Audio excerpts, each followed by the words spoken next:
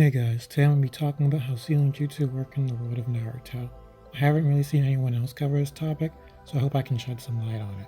This is going to be my first video of this nature, so I'd appreciate some feedback. Sealing jutsu, also known as fleeing jutsu in the Japanese version, are a category of ninja techniques that are distinct from ninjutsu, taijutsu, and genjutsu.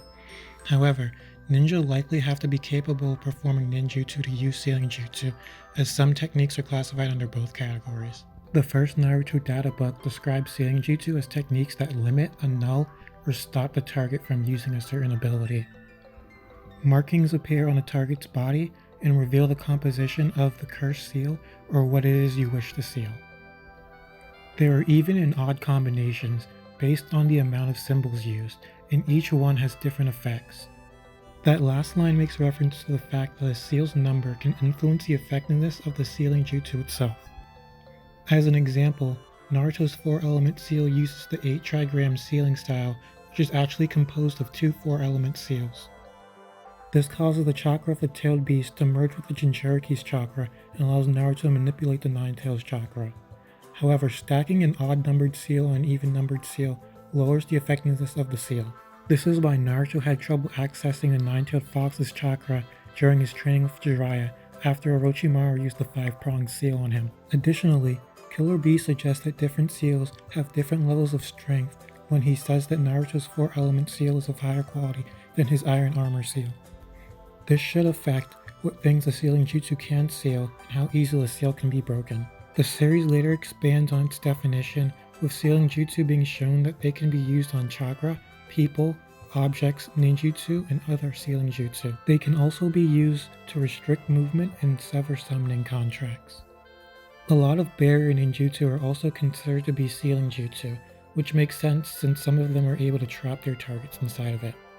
Shinobi can also use sealing jutsu as a way to store large quantities of weapons without having to carry them around. Notable examples of this are Tenten, whose entire fighting style revolves around this application, and during Sasuke's fight with Itachi when he stored a lot of shuriken with his wristband and had that massive shuriken clash. Another use for sealing jutsu is for ninja to seal techniques so they can be used at a later point in time.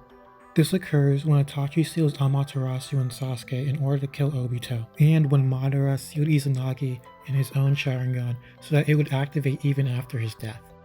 The effectiveness of some sealing jutsu seem to be dependent on the condition of the opponent that it's used on.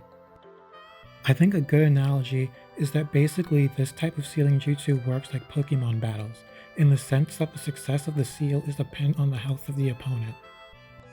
It's very hard to catch a Pokemon that's at max health, so you have to weaken it to stop it from resisting and breaking out of the Pokeball.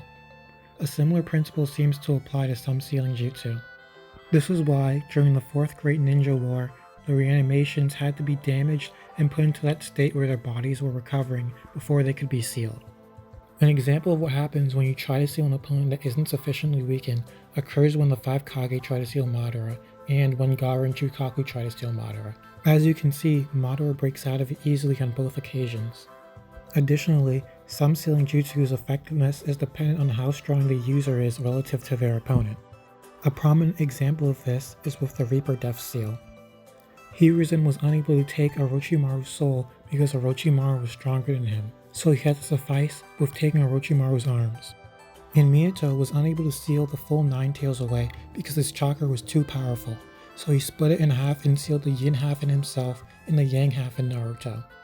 This is also shown when Madara gets revived and breaks out of Hashirama's gracious deity gates while simultaneously resisting Sai's Tiger Bullet seal.